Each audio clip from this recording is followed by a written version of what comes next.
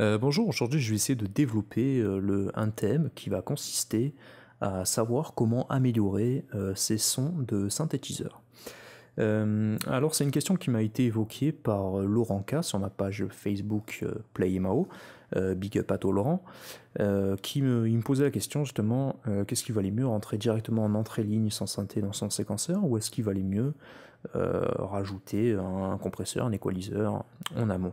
Alors ma réponse, moi, c'est ce que je fais lorsque je rentre, lorsque j'essaie de composer, je rentre directement mon synthé, mon piano, directement dans mon séquenceur. Pourquoi? Parce que c'est pas un élément qui a besoin beaucoup d'effets, de ces effets, en tout cas pas à l'enregistrement, et le fait de trop compresser ou de surtout mal équaliser en amont, ça va vous faire plus de dégâts qu'autre chose. Alors il est évident qu'en enregistrement et au mixage, on n'a pas les mêmes besoins. Donc moi je vais essayer de m'attarder plutôt sur le mix, hein, une fois qu'on a rentré notre synthé, le travailler par la suite, hein, que ce soit en hardware ou par des plugins. Je vais essayer de vous explorer un peu ces deux directions-là. Sachant que tout ce que je vous montre n'est pas parole d'évangile, hein, vous n'êtes pas des moutons, et ça sera, si vous êtes des passionnés de son, ça sera à vous de tester en fait. Moi je vais vous donner des pistes, après ça sera à vous de tester, de développer votre propre manière de travailler, hein. C'est comme ça qu'on progresse. Euh, voilà, donc moi j'aimerais vraiment m'attarder aujourd'hui sur les enhancers. Donc moi je possède un Aural Exciter qui est vraiment un superbe élément dont je vais vous parler un petit peu. C'est pas un produit qui est tout neuf, hein, puisqu'il existe depuis environ 1975.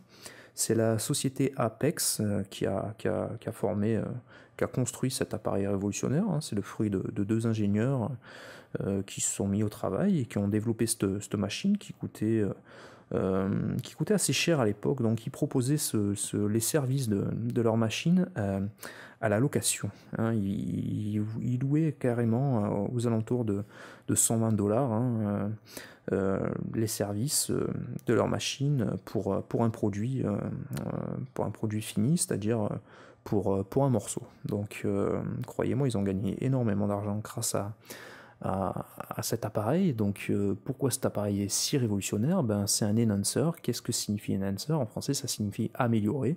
Donc grosso modo, ça va améliorer ben, tout ce qu'on va passer à l'intérieur, hein. C'est assez magique. Donc autrefois on enregistrait sur des bandes analogiques, hein, et bah, il se trouve que en arrivant au mixage, hein, à force de faire des centaines de passages dans les têtes de lecture, et ben ça provoquait en fait l'usure bah, de la couche magnétique qui se reflétait sur le son avec un son un peu éteint. Voilà, on perdait un peu de brillance, hein, c'était assez gênant. Donc le premier réflexe c'était vraiment d'équaliser, mais en équalisant on se rendait compte qu'on rajoutait un peu de souffle, hein, chose qui est très nuisible pendant le mixage pour la qualité finale du morceau. Les constructeurs d'Apex se sont rendus compte que c'était un vrai problème et qu'il fallait mieux, dans ces cas-là, ben, réinventer un peu les fréquences aiguës, développer en fait les harmoniques de ce signal-là, qu'on avait tendance à perdre de cette manière, et de les ajouter au signal d'origine. Et ainsi, c'est comme ça qu'ils sont arrivés à la construction de l'Aural Exciter, hein, cette machine dont je vous parle actuellement, et ça a été quelque chose de vraiment révolutionnaire à l'époque. Donc ça c'était pour la petite histoire, et désormais ben, il existe pas mal de machines dans ce style-là. Apex, bah, c'est vraiment le produit d'origine dont je vous parle, hein, pour l'histoire, mais sachez qu'il existe d'autres modèles, mais celui-ci reste la référence. Sachant qu'ils ont ajouté un système de Big Bottom en fait, qui est un produit. Alors, autrefois ça jouait vraiment sur l'aigu, mais là ils ont rajouté un potard qui va jouer sur les basses fréquences pour renforcer également les basses. Donc ça c'est très intéressant également. Donc qu'est-ce qu'il faut savoir? Ben, sachez que ce n'est pas magique, donc si je dois remettre en question tout ce que je vous ai expliqué avant, je dirais que c'est plutôt un outil qu'on va servir en home studio ou pour du live que vraiment pour une utilisation studio. C'est-à-dire que en effet ça va jouer sur les harmoniques du son, mais c'est un truc qu'il ne faut pas abuser. On va s'en servir de temps en temps sur un élément bien précis. mais en fait le fait de le rajouter vraiment sur toutes les pistes, ça va vous brouiller un peu votre son, ça va rendre le truc vraiment inécoutable, ça va faire plus de dégâts qu'autre chose. Donc ça sera à vous de doser l'élément en question. Vous pouvez le passer sur des voix, sachez que ça a tendance à ramener un petit poil de souffle, donc il faut s'en servir avec parcimonie. Et bah voilà, ça peut être utilisé aussi en cas de mastering, lorsqu'on a des masterings qui nous arrivent un peu ternes, hein, ça va leur amener un peu de brillance, un petit côté un peu chaleureux. Donc pour ça c'est intéressant. Vous pouvez l'utiliser, petit tips, on peut l'utiliser également en mode compression parallèle, hein, en mode effet parallèle, c'est-à-dire qu'on va doubler peut-être une piste, la première la laisser normale, la deuxième appliquer le signal avec un oral exciteur et doser justement ce pourcentage-là pour que ça ne soit pas gênant, pour que cette technique-là se fonde parfaitement. Donc ça serait une technique à utiliser et essayer de jouer avec, vous verrez, c'est assez intéressant. Par ailleurs, que dire, bah, c'est l'oral exciteur, ça existe également en plugin, hein, alors ça me permet de faire un petit big up aussi également à la page Secret Beatmaker, notamment Jael qui anime, je dois dire avec brio, cette page formidable. Et j'avais une discussion là, depuis aujourd'hui, j'ai été ajouté sur ce groupe-là. Et bah, quand je parlais un peu de matos hardware par rapport au plugin, bah j'essayais de dire qu'en fait il fallait vraiment se pencher sur le hardware parce que de temps en temps les plugins ont tendance à coûter quasiment le même prix que du matériel hardware, pardon. Donc c'est assez fou, hein, et je vais vous montrer tout ça en vous montrant justement le produit plugin qui a été développé par la société Waves, hein, au prix de 250 €, alors que la machine coûte bah, pas beaucoup plus cher, hein. Vous voyez que vous pouvez le trouver à 298,9 et beaucoup moins cher sur le marché d'occasion, sachant que c'est un produit assez ancien. Donc voilà, ça vaut toujours le coup de regarder un peu ce qui se fait dans le marché de l'occasion sur du hardware en ciblant bien les machines. Parce qu'on peut faire vraiment de vraies trouvailles. Si vous êtes en mode home studio, vous verrez, c'est un vrai plaisir de travailler avec du hardware, de passer vos doigts sur les machines. Vous verrez que vous doserez un peu mieux vos signaux, vos réglages, vous irez moins dans les côtés excessifs. Si vous commencez une activité de studio, c'est également intéressant d'avoir ça chez soi, parce que ça va vous amener un côté un peu plus professionnel vis-à-vis de la clientèle qui vient chez vous. Et l'oral exciteur pour des éléments nouveaux petits chips, pour des éléments comme des grosses caisses, des grosses caisses qui sont un peu ternes, qui sont un peu molles.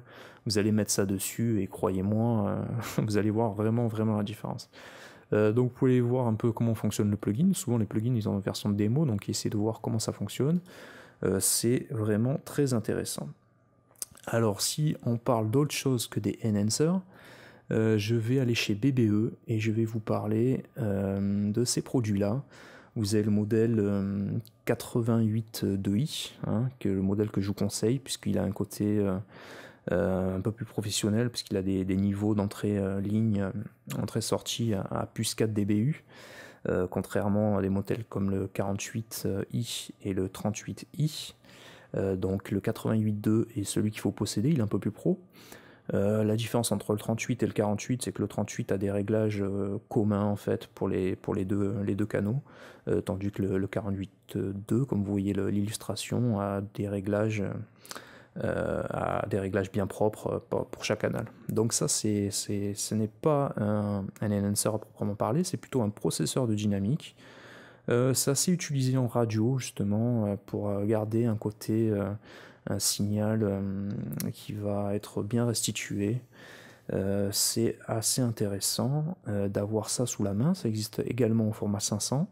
Je regardais un peu les prix. Le format rack est moins cher pour une fois que le format 500, hein, d'après ce que j'ai vu. Et ça semble pas être distribué en France ou en Europe. Donc à choisir, aller plutôt sur le rack. Et bah, qu'est-ce qu'on apprend, hein, on regarde que le Sonic Maximizer, c'est quelque chose qui est très apprécié par des musiciens comme Sting, Stevie Wonder, Eric Clapton. Ça fait des miracles sur les guitares, hein, également, c'est bon à savoir. Et bah, ça a été utilisé notamment en radio ou à l'aéroport JFK, vous voyez, pour la radio ou pour la radio nationale japonaise. Voilà, ça séduit beaucoup de monde, ça vous permet de restaurer vraiment un naturel, un signal naturel sans dégradation.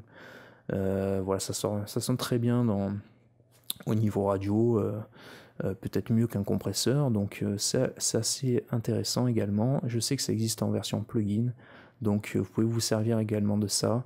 Ça c'est pas mal sur les voix, ça peut sortir très très bien.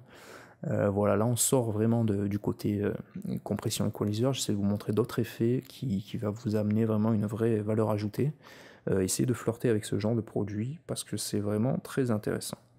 Qu'est-ce que je pourrais vous citer d'autre? Alors vous voyez que ça coûte pas extrêmement cher. Le modèle 88.2 est à peu près à 200 €, moins cher sur le marché d'occasion. En enhancer, vous avez également le SPL Stereo Vitalizer, utilisé également beaucoup en radio. À Radio France, je pense que, d'après ce que j'ai compris, ils s'en servent pas mal. Voilà, ça vous permet de mettre une jolie brillance dans vos mix, hein, c'est assez intéressant, essayez de voir de quoi il s'agit.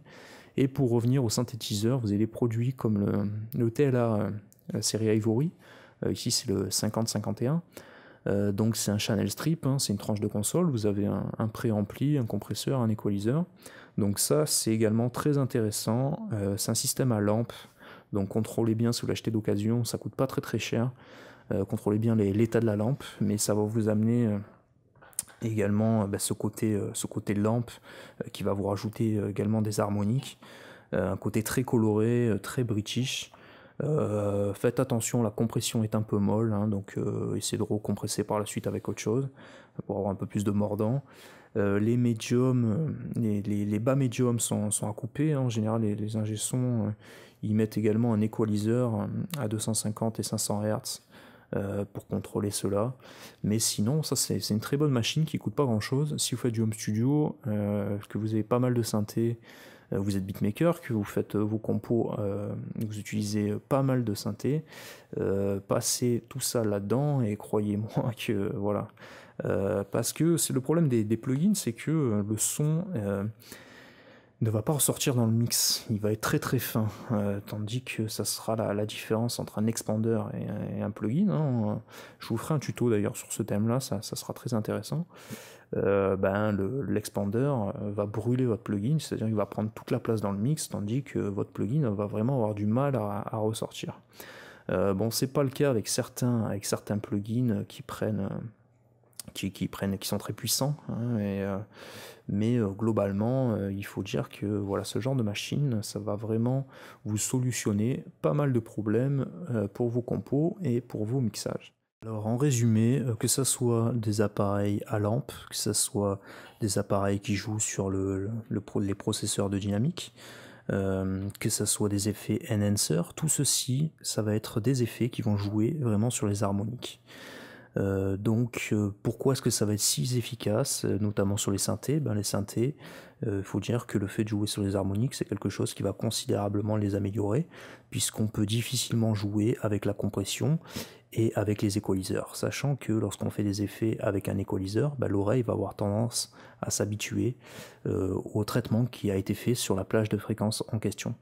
Tandis que sur les harmoniques, ça va être quelque chose qui va être immédiatement perceptible et qui va considérablement améliorer donc le signal qui a été traité. Alors qu'est-ce que les harmoniques? C'est des fréquences multiples de la fréquence fondamentale d'un son, et cette répartition ça va vraiment déterminer le timbre de l'instrument en question. À savoir que chaque instrument se définit par sa fondamentale et par ses multiples qu'on appelle harmoniques. Donc ça c'est vraiment très important de comprendre tout ça. L'oreille est vraiment moins sensible d'origine aux fréquences aiguës, donc le fait de rajouter des harmoniques dans ces aigus, vous aurez un renfort qui sera quasiment immédiat, qui est un effet très bénéfique, qui sera perceptible immédiatement. Donc voilà, moi je vous conseille vraiment de vous pencher encore une fois sur l'Aural Exciter, puisque l'Aural Exciter joue à la fois sur les aigus, à la base ça a été conçu pour ça, et puis ils ont rajouté il y a quelques années un système Big Bottom qui va vous faire exactement la même chose dans les graves, c'est-à-dire générer également des harmoniques dans les fréquences les plus graves, et ainsi vous allez pouvoir redonner une assise à certains instruments, une certaine profondeur, une certaine voilà, à la fois de jouer sur la profondeur et à la fois sur la clarté, plutôt dans les aigus. Donc c'est vraiment quelque chose qu'il faut avoir sous la main. De temps en temps, ça va vraiment vous sauver la vie. Donc ça, c'est plutôt destiné aux home studistes, aux beatmakers qui souhaitent améliorer considérablement, immédiatement leur synthétiseur, mais c'est également très important en termes de mixage, puisque vous allez être confronté à l'effet de masque. Qu'est-ce que l'effet de masque? Eh ben, c'est lorsqu'on a deux instruments qui jouent, deux instruments dans lesquels leurs fréquences vont jouer dans des plages voisines, hein, que leurs fréquences soient assez similaires, et ben chaque élément va avoir du mal à trouver sa place. Moi j'avais un formateur MAO qui avait tendance à nous dire, bah, vous voyez, c'est comme quand vous êtes sur l'autoroute, vous avez différentes voies face à vous, si tout le monde roulait à droite, bah, ça serait le bordel, si tout le monde roulait à gauche, ça serait la même chose. Ben non, il va falloir faire en sorte que chacune des voitures, hein, soit également répartie dans chacune des voies, et ainsi il y aura un trafic plus fluide.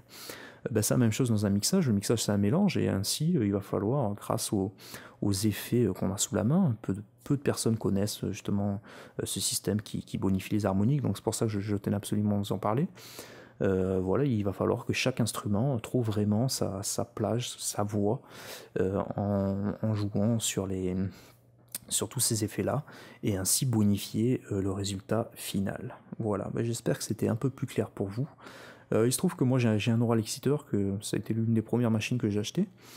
Bah, j'ai un petit problème dessus, donc j'ai dû la décabler, mais je vais vous montrer de quoi il s'agit. Voilà, donc qu'est-ce qu'on voit en face avant? On voit que vous avez deux channels. Le premier potard de drive en fait vous permet de régler le signal d'entrée qui est nécessaire de faire entrer dans le big bottom. Ainsi vous pouvez travailler plus efficacement. Vous avez un voyant qui passe au vert au-dessus dans le sens horaire. Lorsque vous tournez dans le sens horaire, ça vous aide à trouver le niveau vraiment optimal qui vous permet de régler correctement votre réglage. Ensuite, vous avez un réglage de fréquence. Là, le premier correspond aux fréquences graves en fait, de 50 à 200 Hz. Et ensuite, vous avez un bouton Amount en fait, qui va vous permettre de doser l'ensemble du signal que vous allez envoyer à l'intérieur de votre chaîne. Voilà. Donc, ça sera exactement le même système pour les aigus, hein, réglable de 600 à 5 kg. Avec un réglage de 1 à 10 pour les harmoniques, vous permet d'envoyer plus ou moins d'harmoniques à l'intérieur. Et le réglage Amount, encore une fois, vous permet de contrôler vraiment, de doser le réglage que vous voulez envoyer à votre signal. Voilà, et vous avez des connexions par jack symétrique ou bien des connexions XLR. Donc tout ceci fait une machine bien sympathique que je vous recommande. Voilà, à bientôt.